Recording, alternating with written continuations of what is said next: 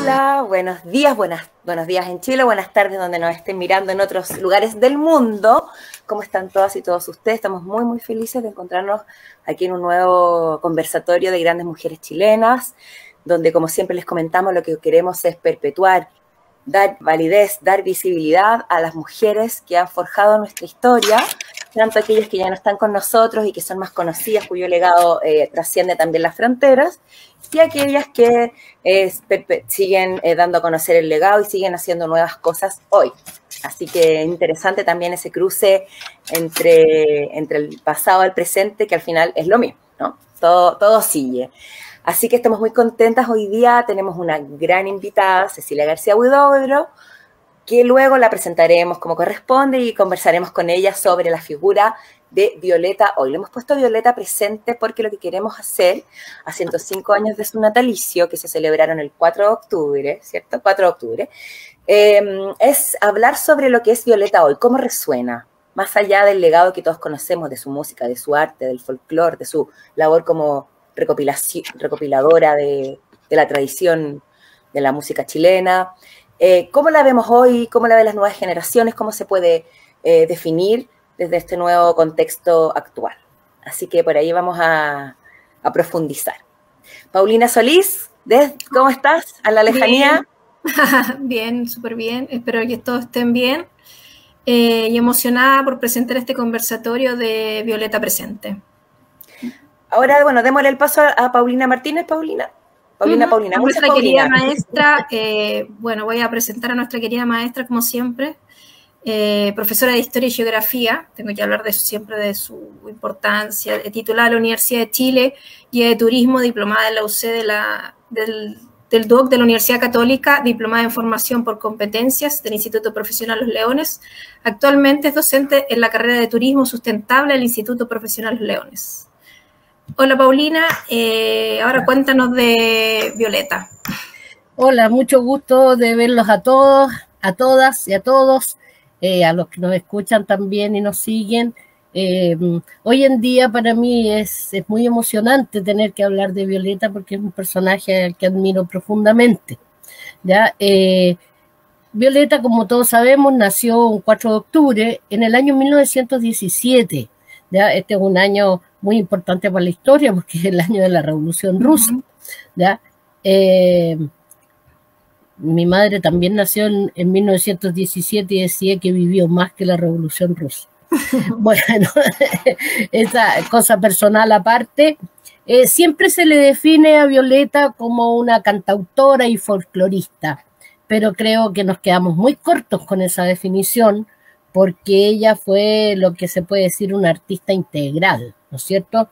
Un artista que manifestó su arte libre de ataduras, convencionalismo o normas académicas, ¿ya? Ella fue libre al crear innumerables maneras de manifestar el arte, ¿ya? En 1934, ella ingresó a la escuela normal, ¿ya? Para ser profesora, tal vez influenciada por su padre, que era profesor primario, profesor normalista, pero también él era folclorista, y yo creo que pesó más esta parte de la formación que le dio su padre, porque en menos de un año abandonó la escuela y dijo, yo me dedico a cantar, ¿ya? En 1938 ella contrae nupcia con su primer marido, ¿ya? Luis Cereceda, el que le da 2 hijos, Ángel e Isabel, que fueron los continuadores tal vez de la obra de su madre. De pronto ella dice, San Carlos, Chillán, ya no puedo hacer mucho acá, y decide emigrar a Santiago, ¿ya?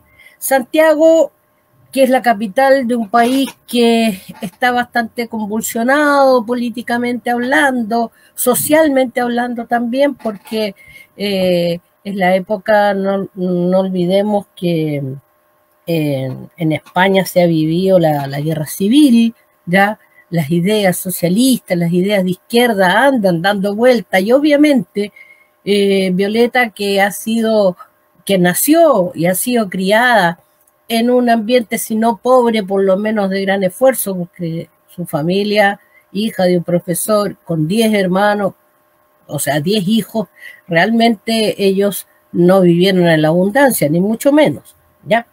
Acá ella se viene con su hermana Hilda y se dedican a cantar, hacen un dúo y se dedican a cantar, ¿ya?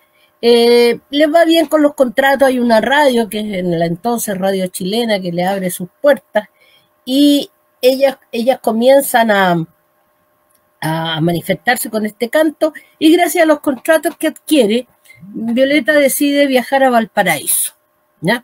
Y en Valparaíso ella va a conocer otra realidad nueva para ella y tal vez va a definir más su vocación de folclorista, o sea, de empezar a buscar raíces en la verdadera música popular, no en la música festiva o en la música que se oía en las fiestas, que era casi toda importada, digamos, desde fuera, sino que empieza a manifestar la raíz de nuestra esencia musical. A partir de 1952, ya en la mitad del siglo, ¿no es cierto?, ella va a recorrer los barrios más pobres de las ciudades que visite, sobre todo de Santiago. Va a recorrer las ciudades mineras, va a conocer las explotaciones agrícolas de la zona central y sur de Chile. Y todo eso va a ir plasmándolo ella en sus canciones. O sea, la realidad de la clase trabajadora en el fondo. Eso es lo que yo quiero contextualizar históricamente. ¿Ya? Ella no va a cantar para las élites. Por ahí hay una película excelente, muy bien actuada, que justamente hace el contraste, ¿no es cierto?, en que la invitaban a cantar al Club de la Unión y después la hacían pasar a la cocina a comer y ella los mandaba no muy elegantemente a la punta del cerro, ¿ya? No le gustaba ese trato que le daban. Entonces, ella obviamente va a ir forjando su ideario político, podríamos decir, su ideal, y lo va plasmando en sus canciones, ¿ya? Paralelamente sigue actuando en radio, su obra comienza a ser difundida por algunas radios chilenas. Y después ella decide viajar, porque Chile, al principio de los años 50, está tratando de modernizarse, está tratando de entrar a la vida moderna, muy influenciada por Estados Unidos. Y no olvidemos, yo quiero hacer el alcance, que en la década de los 50 en Estados Unidos se vive un anticomunismo enfermizo, que es el macartismo, ¿ya? Una persecución brutal. Y esto va a ser reforzado por el antagonismo que le genera la Revolución Cubana. Entonces, obviamente, Violeta dice, no, esto no es lo mismo, esto no es lo mío, acá hay mucha efervescencia social, mucha huelga, por ejemplo, que hay en la época, entonces sus ideas progresistas o de izquierda se van a reforzar más. Es por eso que ella decide viajar y se va a Europa, justamente a los países socialistas. Se va a empapar de la ideología que ya sus hermanos también manifestaban y de regreso ella pasa a Francia, ¿ya? Y ahí en Francia va a plasmar los temas del folclore chileno en un sello que se llama Le Chant du Monde, o sea, el canto del mundo. Ella va a representar a Chile a través del folclore en ese sello francés. Francia la acogió bastante bien y a futuro también va a tener otro éxito muy fuerte en Francia.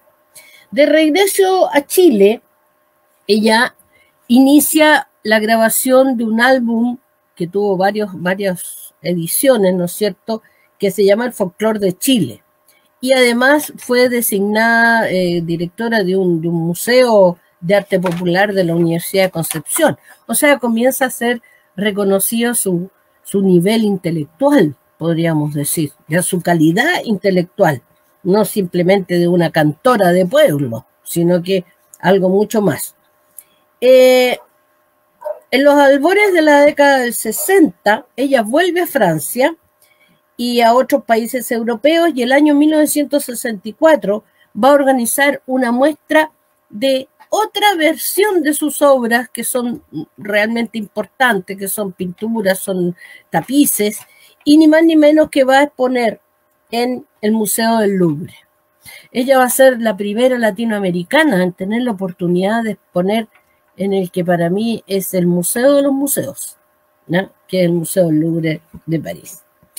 De vuelta a Santiago, con varios miembros de su familia, con sus hijos, funda la famosa Peña de los Parras de la calle Carmen, la Peña de los Parras, que fue, digamos, viene siendo como el ícono, ¿no es cierto?, el ícono emblemático de la música popular latinoamericana, porque a la Peña de los Parras venían cantores de otros lugares, cantores progresistas, podríamos decir, de otros lugares de Latinoamérica.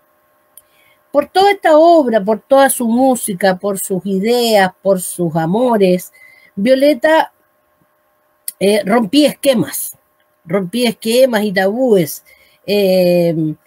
La música popular chilena se entiende a partir de Violeta Parra. No es la música que imita la música americana de los años 60, sino que es la música que muestra los dolores y los amores populares realmente del pueblo, de la gente de Chile, ya con una crítica, ¿no es cierto?, social que se deja ver fuertemente, ¿ya?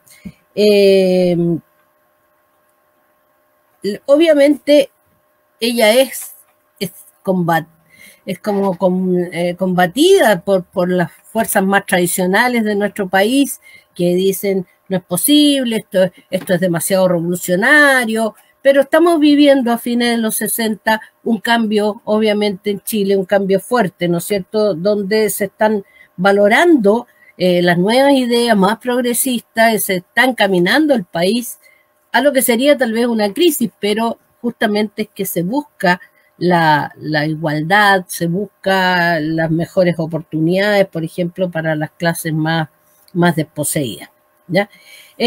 Paralelamente, su obra, al ser cada vez más conocida, es interpretada por cantantes internacionales, por autores y cantantes internacionales. Baste con citar como ejemplo a la gran folclorista y compositora americana Joan Baez, que fue también un ícono de la verdadera música popular, ¿ya? De la música con raíces, podríamos decir, ¿ya? La creatividad de Violeta la llevó a hacer trabajos, por ejemplo, en cerámica, a confeccionar tapices, pinturas y a escribir, por supuesto, poesía, ¿ya?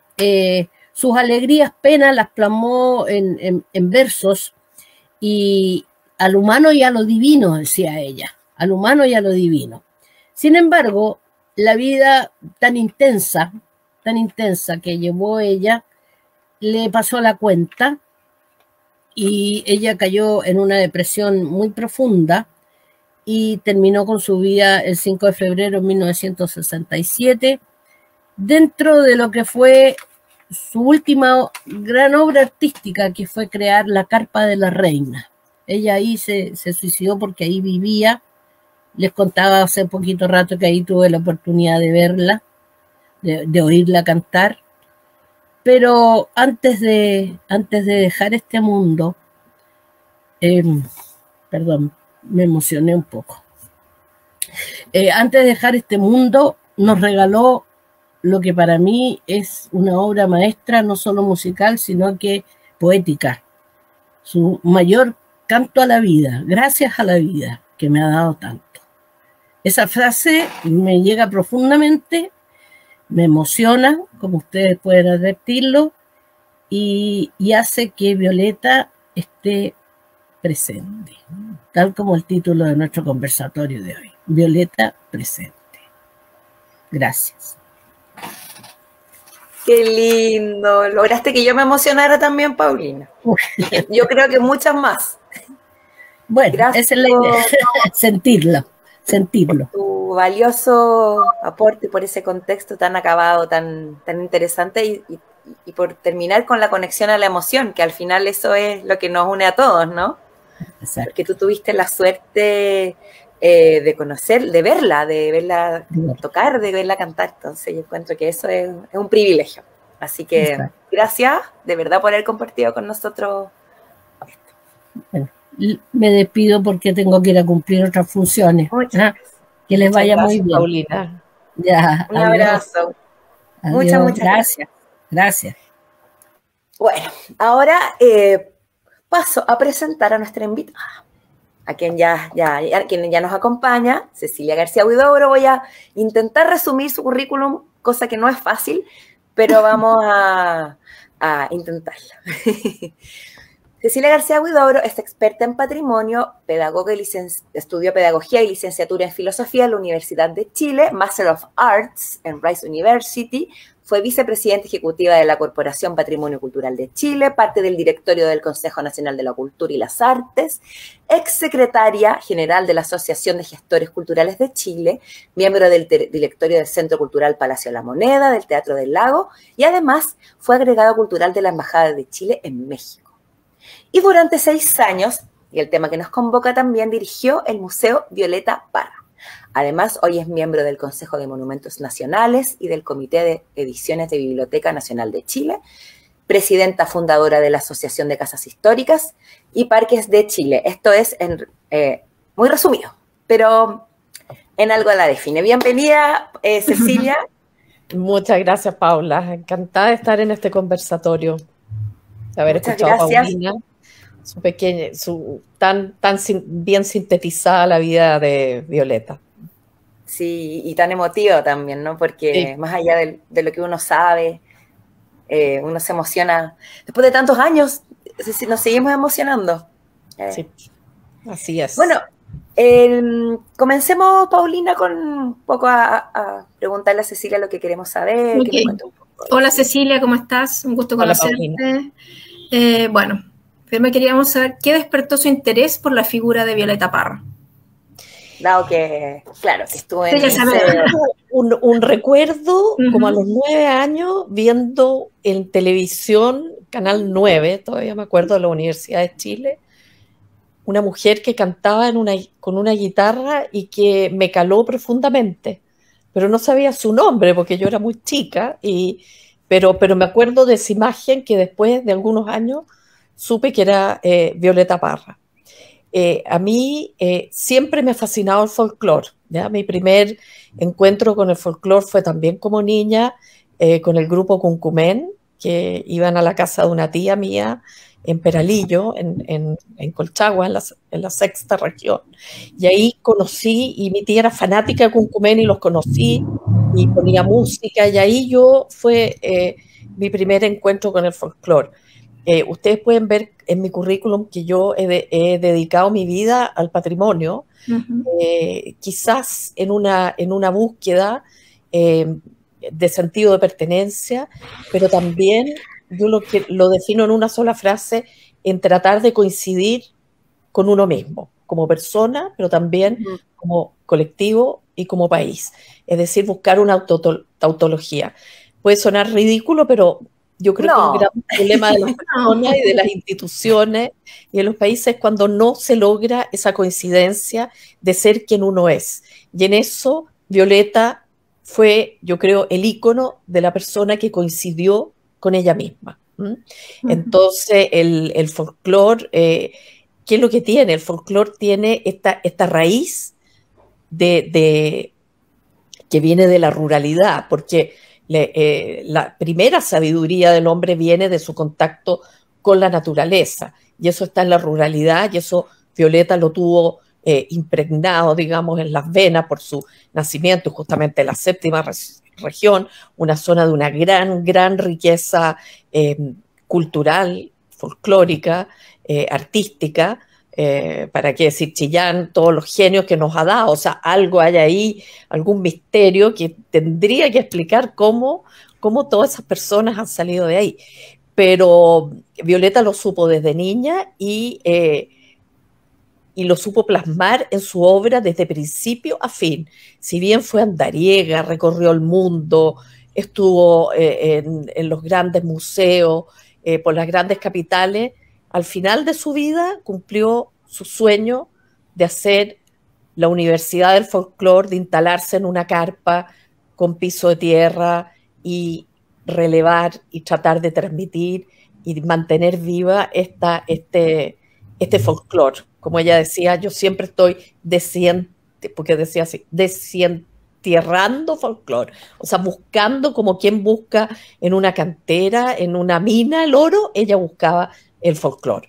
Entonces eso a mí es lo que me hace sentido en mi búsqueda de patrimonio. Obviamente Violeta Parra es un emblema y es, creo yo, quien mejor encarna esa identidad chilena. Qué bonito. Qué bonito también partir con un recuerdo personal, ¿no? Como le pasó, como nos mencionaba también la maestra Paulina Martínez recién.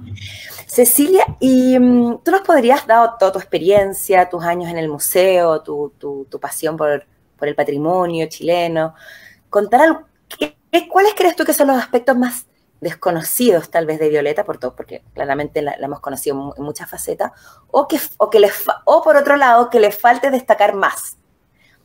No sé. Sí.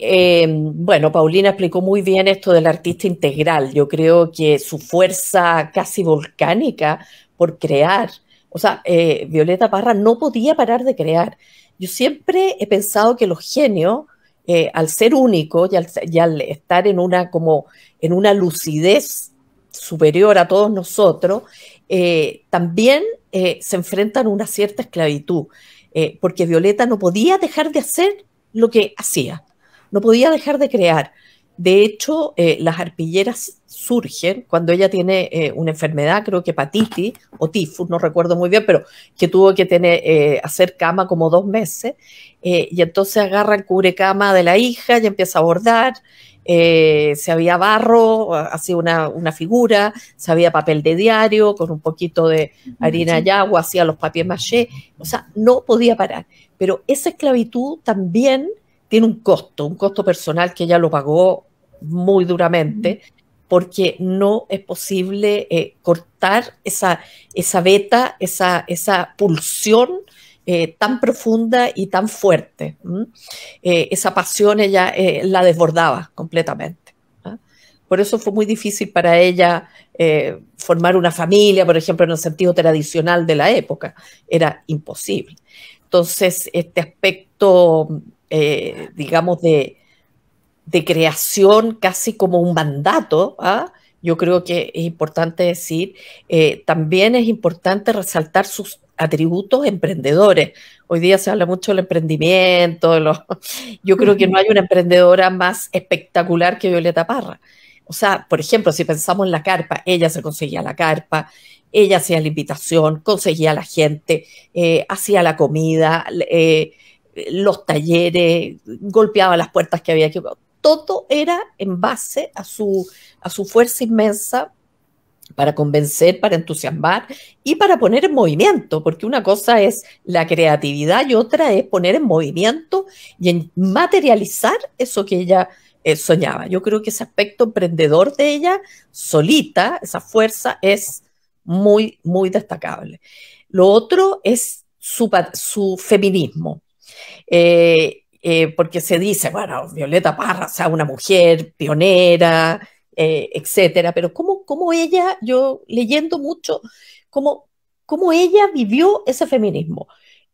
Bueno, quiero explicar que yo soy feminista, yo me defino como una mujer feminista, pero desde el patrimonio, o sea, yo desde ahí vivo mi feminismo. ¿Y en qué consiste?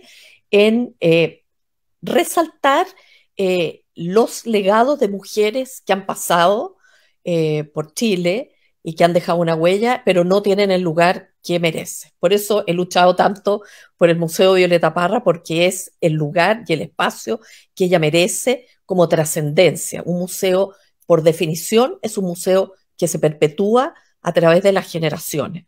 Por eso pienso que es distinto un espacio, un centro cultural, una escuela, que hay muchas dedicadas a Violeta, pero un museo tiene que ver con la trascendencia a través del tiempo. Por eso he sido muy partidaria de este Museo Violeta Parra, que por lo demás existen muy pocos museos dedicados a mujeres en el mundo.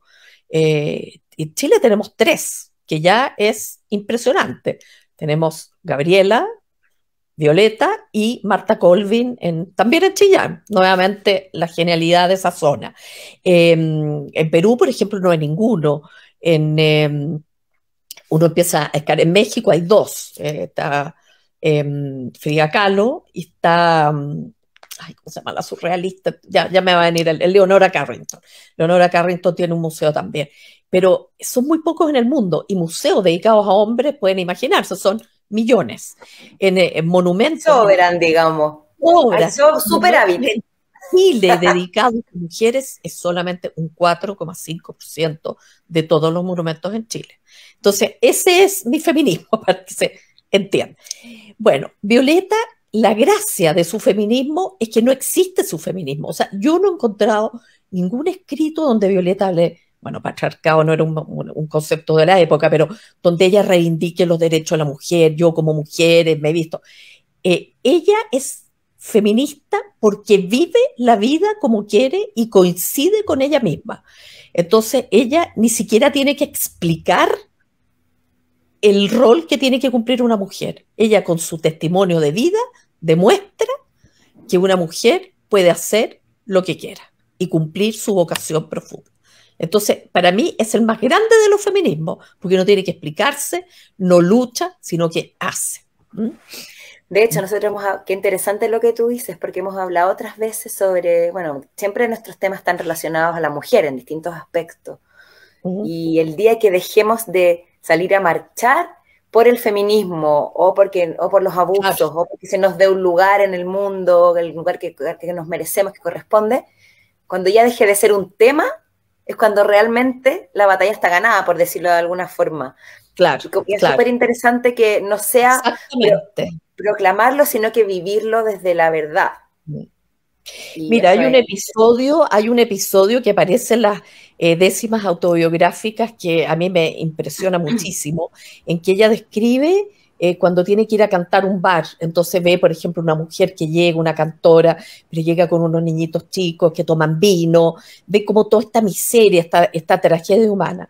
Pero en un momento ella está cantando y de repente ve que un grupo de hombres toma una mujer que se llama Teresa y se la lleva, y ella escucha los gritos, y los gritos cada vez más débiles, pero ella sigue cantando hasta leer, después siente los pitos de la policía, etcétera, y al otro día lee en el diario que encontraron a Teresa muerta y vejada, digamos, en el río Mapocho. Es también interesante porque muestra que una mujer en esa época no podía hacer más que seguir cantando y arreglárselas como pudiera. Yo hasta lo viví en mi propia generación. Yo me acuerdo en la unión, no voy a decir, yo en un momento fui asistente y un profesor así, lo típico, como que trata de, que hoy tú tan inteligente, vente a mi casa, no sé qué. Yo juraba que, uy, qué bueno, y al final era ese vinito, y yo dije, no. Era como obvio para dónde iba. Uy, esa estrategia se escucha bastante. Pero de ahí yo me acuerdo que mi pensamiento era, bueno, yo aquí, entonces yo lo que voy a hacer es esto y me escapo por acá, no voy para allá. O sea, pero era mi problema. No era un problema social de la universidad, del señor. Era el problema de la mujer, cómo nosotras, digamos, teníamos que arreglarnos con estas situaciones. Entonces, yo creo que Violeta no podía hacer nada, pero lo consigna en sus décimas. Consigna esta tragedia de una mujer que es arrastrada, que es violada, y que nadie hace nada, y que los pitos de la policía se oyen una vez que está muerta, no antes. Entonces creo que es súper importante ese episodio que ella cuenta de Teresa. A mí me conmueve mucho también. Súper fuerte en todo caso. Sí. En el fondo, a través de la música, a través de la creación, expiar o manifestar o desenvolver, no sé cómo decirlo, todas esas frustraciones, esas cosas que no se pueden cambiar, tal vez. A través de su arte, claro. Claro, dije música por ejemplificar, pero sí, es un arte muy integral. como ya lo hemos dicho. Sí, sí. Cecilia, y hablando de las mujeres que no han sido escuchadas y las que sí han sido escuchadas, de cómo hemos forjado también la historia, me parece interesante indagar también en los referentes de Violeta, porque nosotros hemos escuchado mucho sobre a quiénes influyó ella, pero quiénes le forjaron a ella como artista. ¿Quiénes que se podrían mencionar? Claro, bueno, mira, yo siempre digo, yo hablo desde la especulación, porque nadie puede interpretar a Violeta y Violeta habla por sí misma, ¿ah? Claro. Pero yo me imagino, o sea, que sus grandes referentes fueron, por supuesto, sus padres, especialmente su madre. Ella en ese video tan fantástico, ese documental que hizo Madeleine Brugnac de Violeta Bordadora, ella está con un vestido de puros retazos, ¿no? Que era lo que hacía su mamá. Con los restos de telas, ella hacía como patchwork, y hacía vestido, hacía cortina. Incluso, si ustedes recuerdan, el funeral de Nicanor Parra, sobre el ataúd se puso una de estas cortinas de su madre. Él pidió que lo pusieran en el ataúd. Entonces yo diría su madre fue muy importante, su padre y su hermano Nicanor. Yo creo que fueron sus primeros referentes. Nicanor es fundamental en la vida de Violeta porque otro genio, porque como tanto genio en una familia, ¿no? Sí. Pero bueno. Claro, está repartido ahí como... Sí, sí, impresionante. Bueno, pero Nicanor capta exactamente cuál era la fibra profunda de Violeta, que no era ser Violeta del Carmen bailando sevillana, como ella al principio hacía, ni era cantando boleros, ni ranchera, sino que yendo a lo profundo, que era lo que él veía en ella. Y lo que hizo Violeta tan bonito, encuentro yo, es que ella primero escuchó al pueblo, escuchó la tierra, escuchó los saberes, y finalmente, al final de su vida, como un canto de cisne, nos regala las últimas composiciones. Es decir, cuando ella pasa por todo esto, de escuchar al otro, es cuando ella puede ser ella misma. Y como dicen, gracias a la vida, el canto de todos, que es mi propio canto. Es decir, hay una fusión completa entre el otro y entre ella. Es como el momento cúlmine, ¿no? Es cuando el amor, digamos, fusiona todo. Que ella sabe, tiene la lucidez para captar eso. ¿Ah? Entonces, sí, eso es muy... A mí me impresiona mucho este canto del cisne, Rum Rum, Volver a los 17, Gracias a la vida, que es impresionante. Y que ella lo llamó, además, las últimas composiciones, que eran las últimas que había escrito, pero que terminaron siendo su epitafio. Entonces, un regalo que nos entrega, pero después de pasar por todo eso. Así es que mucha lucidez. ¿Cómo? Perdón, siento yo que más allá de sus dolores, de sus penurias, de sus angustias, que todas de alguna u otra forma la hemos sentido, pero que ella también tenía como una carga emocional muy fuerte por como dices tú y como decía Paulina Martínez también, como este desborde de creación, desborde de ganas de manifestarse, pero al mismo tiempo había mucha lucidez en sus declaraciones, en sus versos, en sus estrofas, como un mix entre esta vorágine de emociones incontrolable y a la vez tener estas frases tan claras que encierran no solo a su persona, sino que a todas. Uh-huh. Exacto. Hay una dualidad muy interesante. Sí, es el amor al final, y ella, por supuesto, también está desbordada por una pasión humana de búsqueda de amor, pero vuelvo hacia ese final, en que ella dice que al final lo que no le interesa ni la pintura, ni las arpilleras, ni nada, lo que quiere es fundirse, y lo dice, fundirse con el público, fundirse con la gente, porque es la gente la que le hace hacer lo que ella hace. Entonces al final es el canto de todos, que es mi propio canto, termina siendo un todo, pero es el amor en un sentido ya de trascendencia. Yo creo que eso en ella está muy, muy claro. Sí, Sí, es muy emocionante lo que tú cuentas. Yo voy a contar una pequeña anécdota, Paula. ¿Te acuerdas que tú me dijiste cuéntala, por favor? Cuéntala, Ley. Mire, que yo conocí, bueno, porque la familia de mi marido tiene una casa en Cartagena, una gran fuente cultural de Chile, muy, Total, lamentablemente muy olvidada. Entonces yo te digo, hace 20 años atrás, porque nosotros a veces íbamos algunas veces en invierno, y paseando con mi hijo que tenía 1 año en ese tiempo, encontramos al gran Nicanor Parra. Nos acercamos, lo saludamos, mi marido me dijo, oye, pero vamos a hablar con él, nos acercamos, le hablamos, lo invitamos a la casa, se tomó una copa de vino con nosotros, pero impresionante. Pero qué salvaje, qué increíble, y por casualidad además. Por casualidad de la vida. Ya. Y nos llevamos a la casa, le encantó la casa porque tiene vista al mar, súper lindo y todo. Me dijo, incluso nos escribió un antipoema, y yo te juro, yo me sentí, no sé, una cosa tan pequeña que yo no sé. ¿No es pequeño? Yo. Yo pensé que no. Súper potente, una persona, o sea, me imagino cómo tiene que haber sido Violeta y todo eso. Entonces, súper emocionante, para mí fue súper emocionante. Entonces, me imagino cuando tú hablas de esas palabras y hablas de su hermano Nicanor, y yo haberlo conocido, fue una cosa maravillosa. Sí, no, increíble. Es increíble. Otro monumento de este país, pues. Sí, así no, Roberto, que también yo exacto, pero yo te digo, o sea, una persona, encontrarla en una plaza, hablar con él, que te vea y te acepte una invitación, porque mi marido le dijo, oye, ¿te podemos invitar a la casa? Y dijo, sí, absolutamente sí. Y fue a la casa, se tomó una copa de vino con nosotros, estuvo media hora, y después lo fuimos a dejar, me recuerdo, y una persona normal, como cualquier otro, y súper acogedor, súper acogedor. Entonces yo creo que el tema de Violeta, yo creo que tiene que ser una cosa de familia, de casa, yo creo que era una cosa de familia, de sus padres, y que de ahí viene toda esta inspiración y esta humildad con las personas, yo creo. No, y la vida que les tocó vivir, donde además tuvieron que hacerse a sí mismos, porque es una familia que se empobrece, que también muestra un contexto social, que perder, digamos, un estatus era muy fácil. Se perdía el salario y uno caía en la pobreza. El padre pierde su trabajo de profesor y quedan a la deriva, no tienen sustento alguno.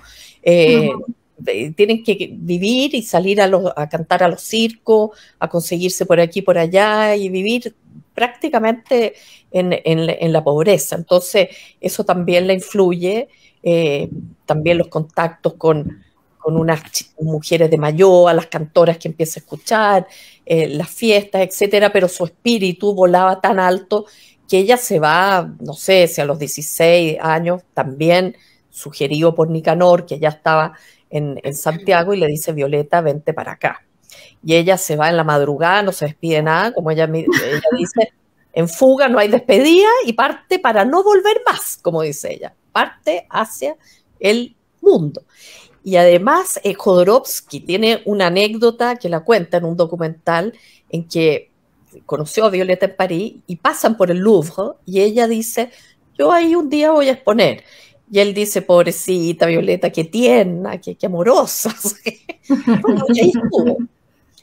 Aunque yo siempre explico que ella no expuso en el Louvre, porque este complejo gigantesco que se llama Louvre tiene también divisiones, y una de esas divisiones es el Museo de Artes Decorativas, donde ella expuso. Pero el Museo de Artes Decorativas, que no es lo que nos podríamos imaginar que en esa época exponía solamente lámparas o objetos de decoración.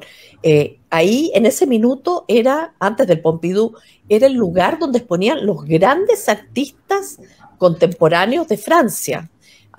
Así es que ahí expuso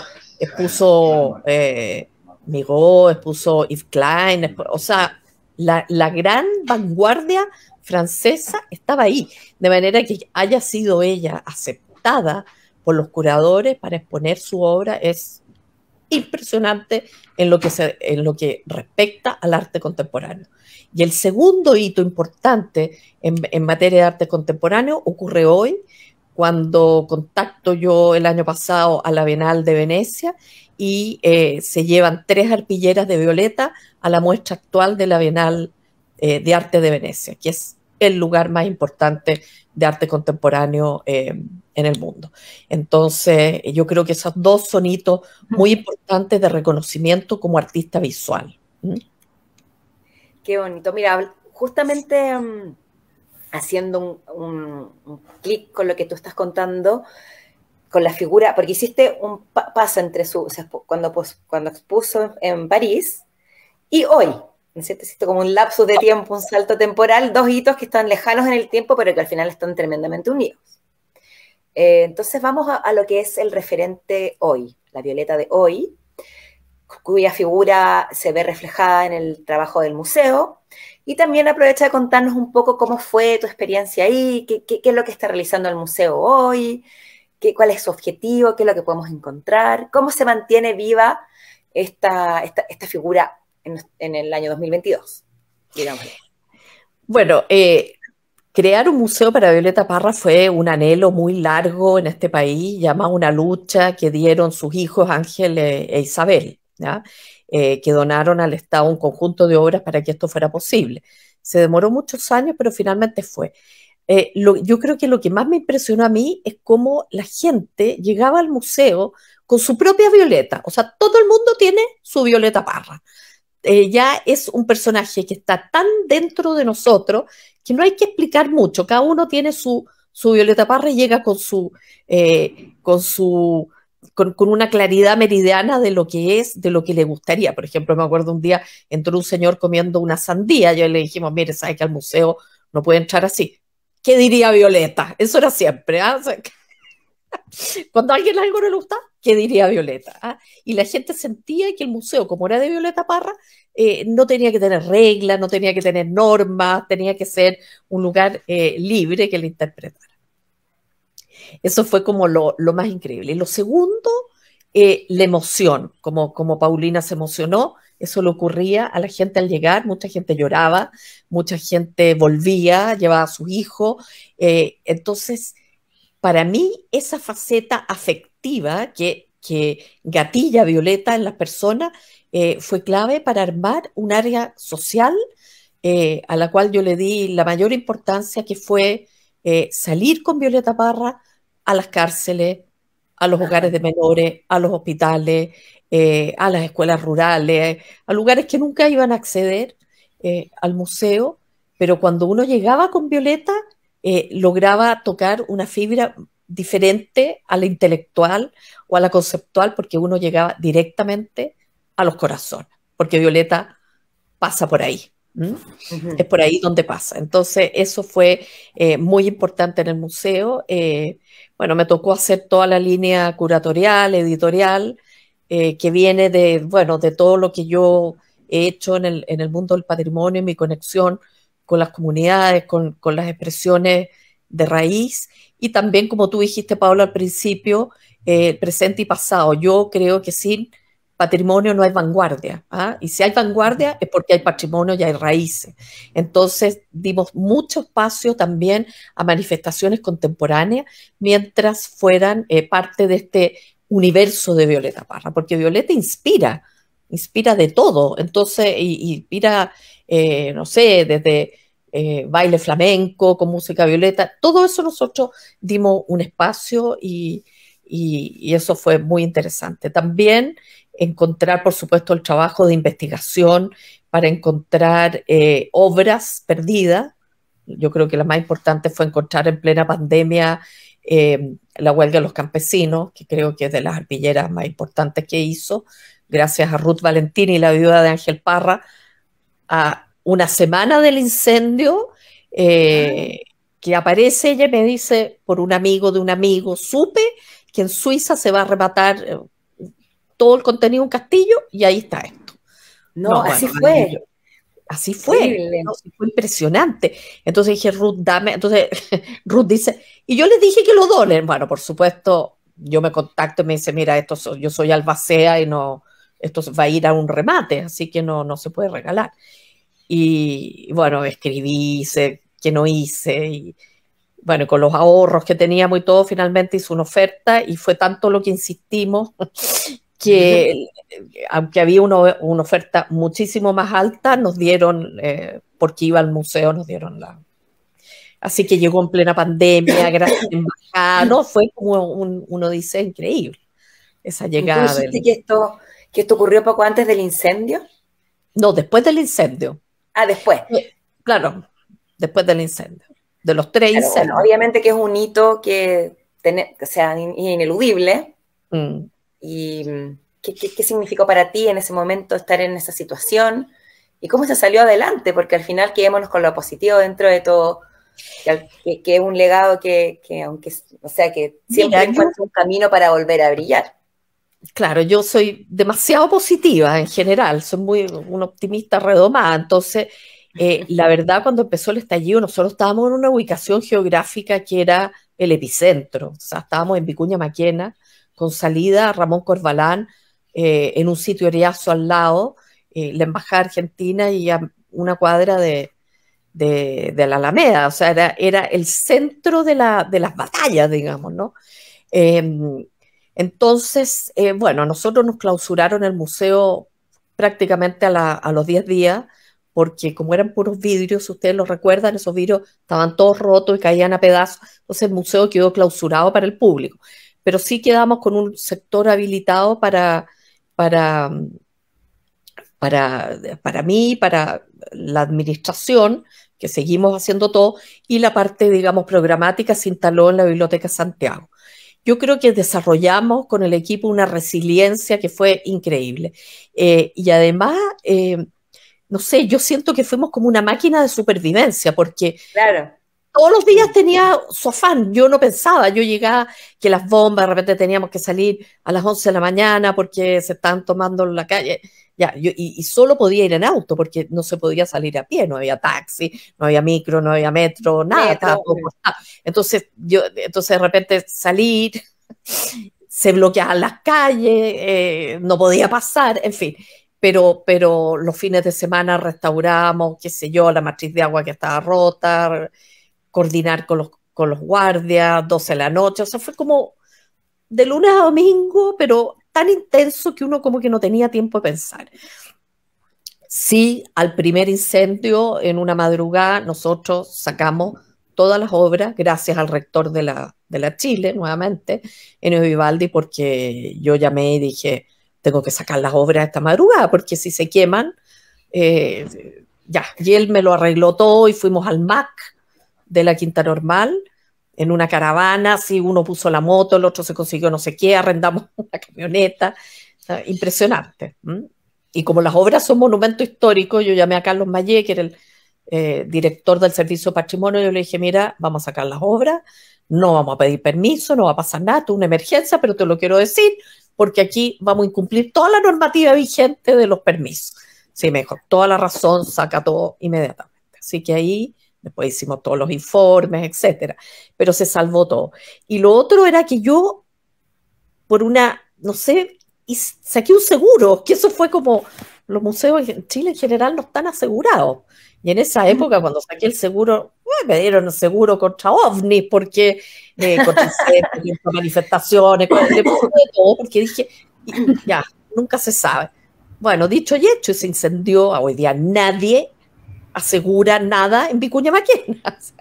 Pero bueno, teníamos un seguro, entonces, si bien defendimos la infraestructura hasta el final, por último se puede reconstruir, ¿me entiendes? Pero haber perdido una obra habría sido una pérdida para la humanidad, y eso está todo sano y salvo, entonces me siento muy contenta, y además hemos incrementado mucho mira, todavía incrementamos en aquella toda la colección, y adquirimos obras nuevas, documentos, fotografías, a través de donaciones, sabiendo, porque no hay mercado de Violeta Parra. El que quiera comprar algo de Violeta Parra no hay nada, no se sabe ni cuánto vale, porque ella iba regalando, vendiendo, nunca llevó un inventario, entonces no se sabe. La última que adquirimos fue gracias a un a un sobrino de Joaquín Blaya, que fue una persona que la acogió en Argentina, y tenía la única, aparte una arpillera bien bonita, pero tenía una cabeza moldeada por Violeta, ¿ya? Que es la única cerámica que yo conozco que esté, porque tenemos fotos de ella con mucha cerámica, pero yo no conozco, se han perdido, se han roto, la gente, o quienes la tienen no se sabe que se tienen. Bueno, entonces la compré, yo le puse la Nefertiti porque es una cabecita así. Pero lo increíble es que al verla con lupa vimos la huella digital de Violeta. Está en la arcilla, imagínate.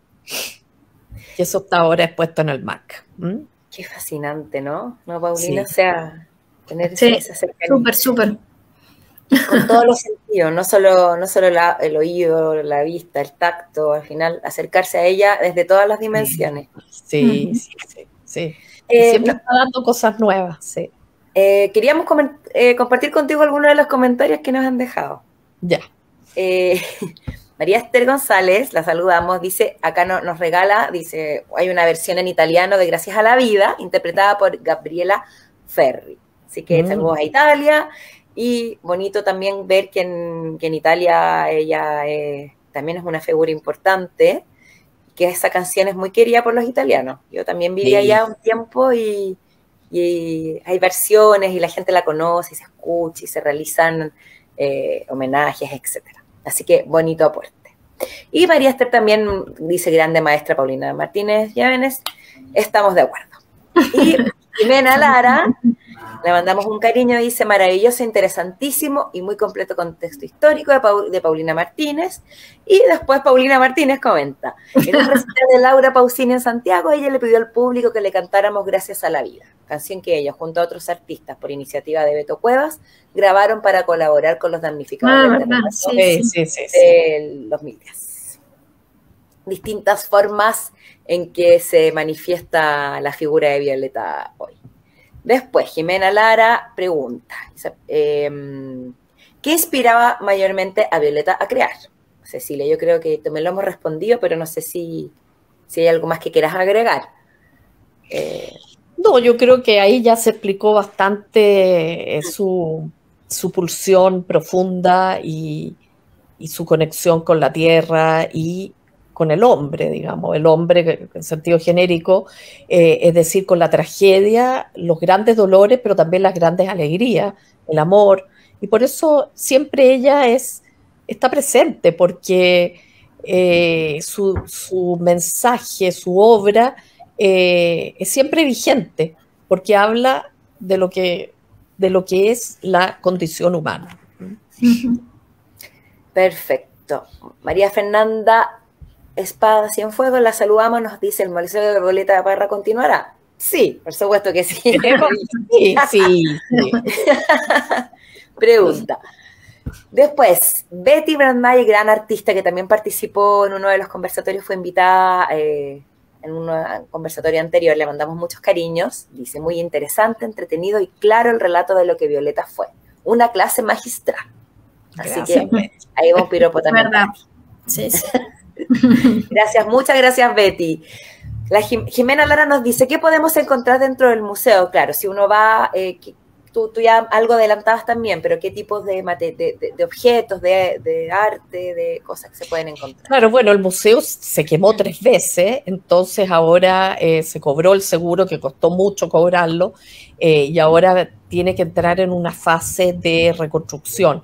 Por mientras, como en este convenio con la Universidad de Chile, dejaron una sala en el Museo de Arte Contemporáneo, en el cual la curatoría fue dedicada a los amigos de Violeta Parra, porque gran parte de las obras que se han adquirido es a través de personas que fueron muy cercanas a ella y que mantuvieron esas obras.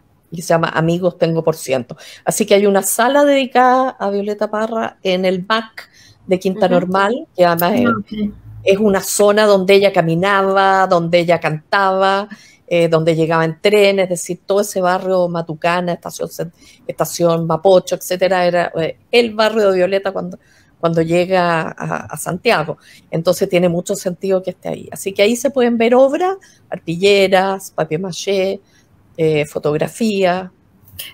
Una pregunta, ¿y eso no ha hecho un giro, no sé, a nivel internacional? ¿Alguna últimamente? Bueno, la Bienal de Venecia, yo creo que eso ha estado todo el año en la muestra general de la Bienal de Arte de Venecia, con 3 arpilleras. Eso es importante, es un hito muy, muy relevante, porque son millones de personas que pasan por ahí y es un referente, digamos, en la historia del arte, del arte contemporáneo. Sí. Así que eso también ha sido muy importante que esté ahí. Bueno, y además estuvimos en el Museo de la Memoria el año pasado, hasta marzo de este año, en una muestra también muy importante. Es que como no hay museo, había que tratar de otros lados. Pero siempre vivo y sí, con muestras, además, el baúl de Violeta que va a zonas alejadas de Chile, ha estado en Caleta Tortel, ha estado en Puerto Río Tranquilo, en lugares donde no llegan las típicas exposiciones, y es un baúl que se despliega y que cuenta la vida, obra de Violeta, con muchos dispositivos, muy interesante. Qué bonito. Sí. Bueno, te comparto más comentarios. María Fernanda, una sabiduría impresionante. Violeta inspiradora. Jimena nos dice, emocionante conversatorio. Muchas gracias a todas. María Esther nos pregunta, ¿encontramos en nuestra historia alguna otra mujer tan integral como fue Violeta? Buena pregunta. Buena. Fíjate que yo no tengo ninguna. No. O sea, hay mujeres relevantes, digamos, como Rebeca Mate, pero escultora, poeta, Gabriela Mistral. Bueno, Gabriela maravillosa, pero Gabriela no era una artista visual o sea, ella estaba enfocada en la literatura, en el ensayo. Evidentemente Gabriela Mistral es otro monumento maravilloso que tiene Chile, pero esto de poder hacer, de ocupar poesía, arte, pintura, bordado, no, esto yo creo que es bien único. Es bien único en Chile. Santa creatividad. Sí. Bueno, de hecho, dado que hizo una tan buena pregunta, la vamos a participar del conversatorio ahora también. A ver quién se ganó el premio.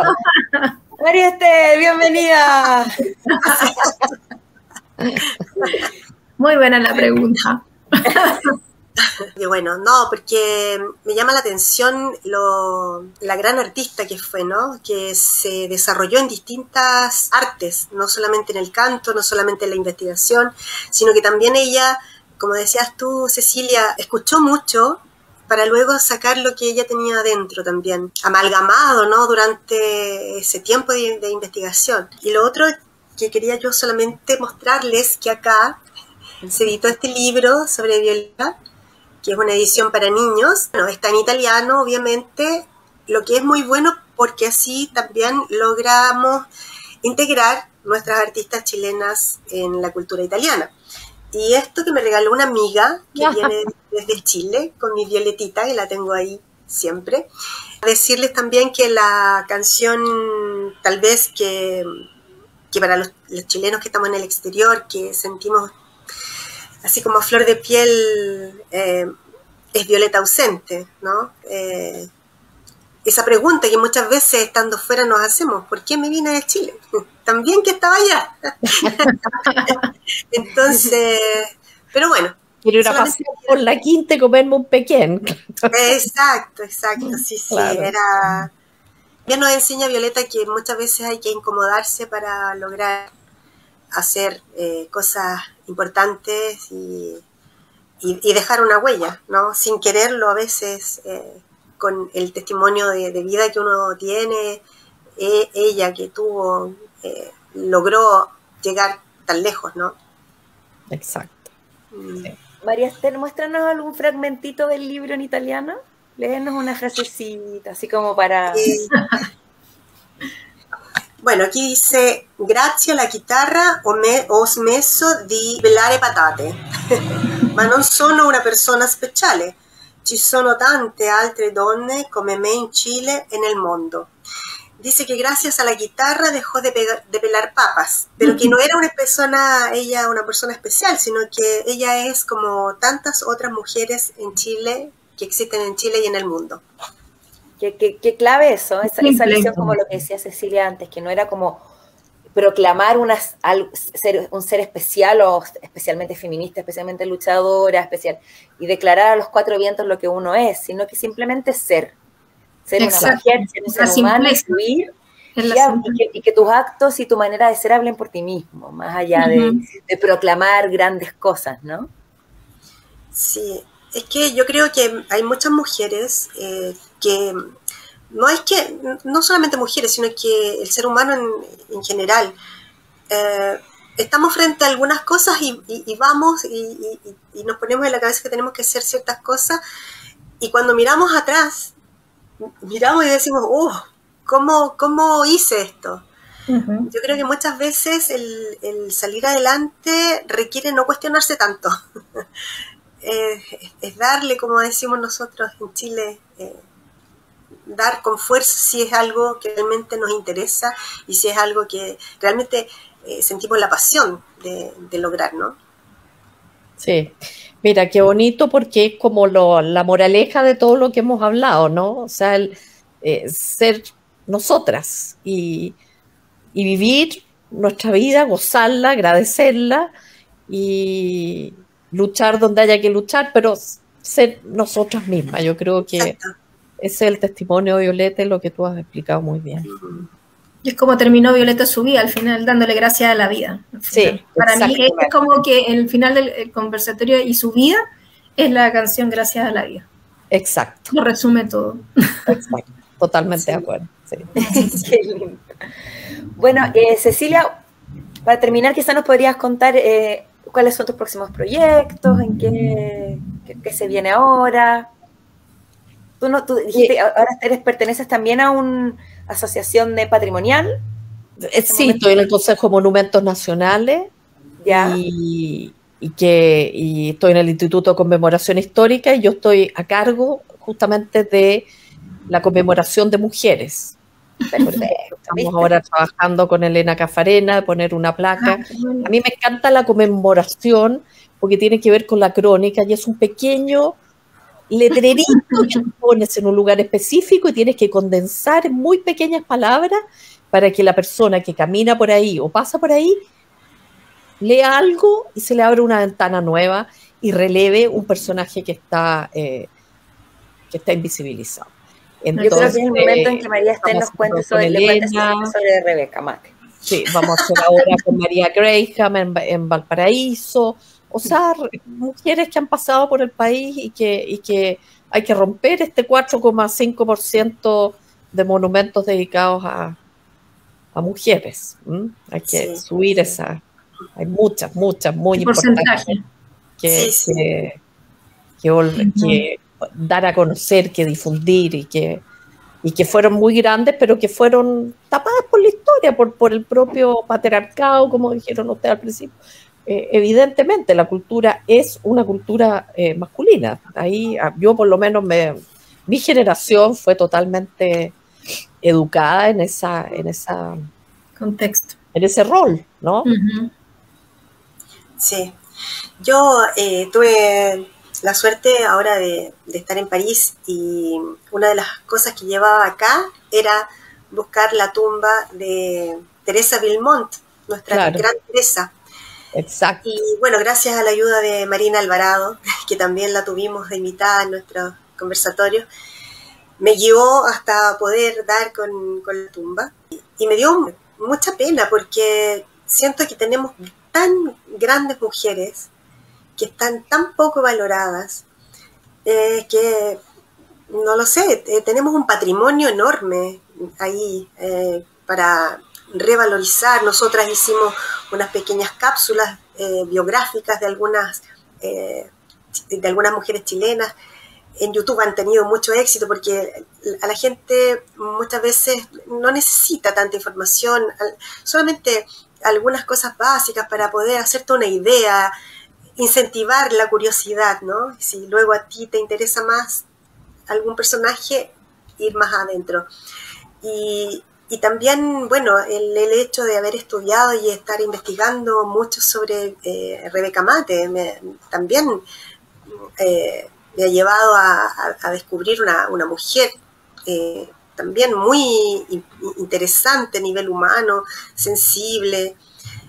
Y tú ves que ahora, bueno, ahora menos mal que es su obra que es, ¿cómo se llama? La que estaba en el Club de la Unión, que hoy se puede apreciar en Calipso y Ulises, que está ahora en el Museo de Bellas Artes y toda la gente lo puede ver, y es maravillosa, es maravilloso esto que se haya incorporado a esta escultura y que se haya dedicado como un espacio ya un poco más importante a su figura.